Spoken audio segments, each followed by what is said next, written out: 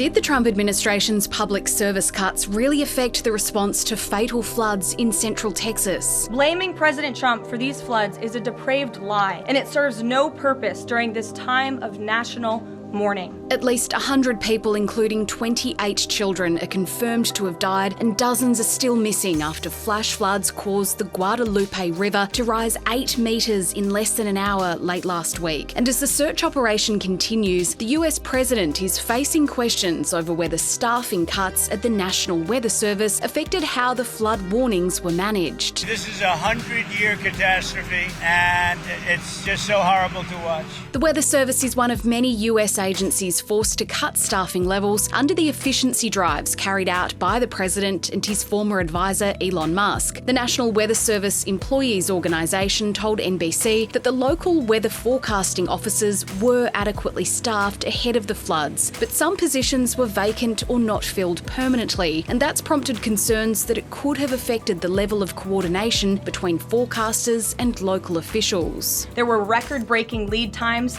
in the lead up to this catastrophe.